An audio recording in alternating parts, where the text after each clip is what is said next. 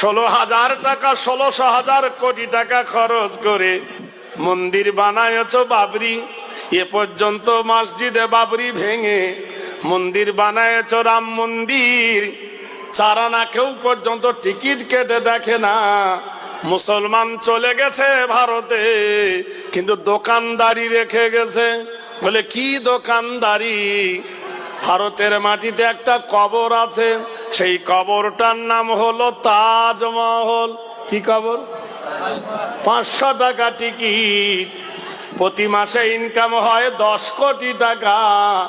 10 কোটি টাকা যদি মাসে ইনকাম হয়, বছরে হয় 100, কত 20 কোটি টাকা। নারায়ে তাকবীর। এ টাকাগুলো কারা খায়? মোল্লারা খায় না, তোমরা খাও। ইয়োরানার মুসলমানদের একটা মিনার আছে, সেই মিনারটার নাম হলো কুতুব মিনার। কুতুবউদ্দিন বখতিয়ার খিজলি দিল্লির মাটিতে। সেই মিনার দেখতে গেলে টিকিট লাগে 40 টাকা। মাসে হয় 2 কোটি টাকা ইনকাম। তাহলে মাসে 2 কোটি হলে বছরে হয় 24 কোটি টাকা।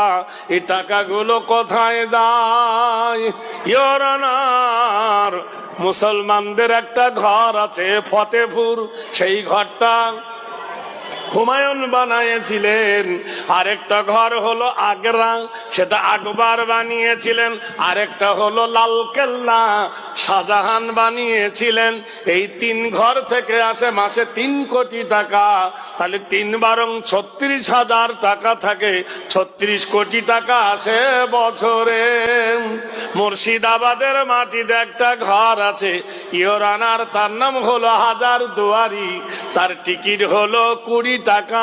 প্রতি মাসে 2 কোটি টাকা ইনকাম হয়, বছরে ইনকাম হয় 24 কোটি টাকা। একবার সুবহানাল্লাহ বলুন, আরো জোরে বলুন। ইয়োরানার এই হাজি মোহাম্মদ মহাসিন, হাজি মোহাম্মদ মহাসিন বাঘের বাচ্চা বাঘ। হাজি মোহাম্মদ মহাসিন 1800 সালে 200 কোটি টাকা ভারতের অর্থ তহবিলে দান করেছিল।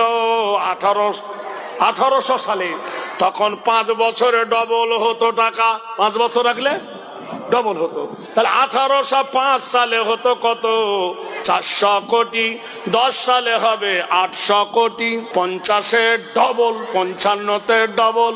2000 পর্যন্ত হিসাব করে দেখো, তোমার ভারত বিক্রি করিলে হাজি মোহাম্মদ মহাসিনের দান শেষ হবে না।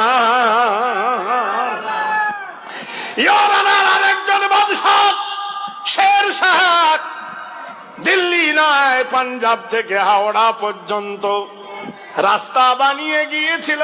শের শাহ রোড, জিটি রোড, গ্যান্টল রোড। সুবহানাল্লাহ বলুন। লক্ষ লক্ষ টাকা ট্যাক্স আদায় করছো হাজি, জেনে রেখে দিও। তাহলে সেই অত বড় বীরবলের টাকা দান করেছিল একজন বাদশাহ। শের শাহ রোডটা তাহলে মুসলমানকে দিয়ে দাও। মুসলমানকে তাড়াতে হবে না, মুসলমান ভারত থেকে চলে যাবে। আমরা কারোর দয়ায় বেঁচে বাস করি না দেশে। তো এখানে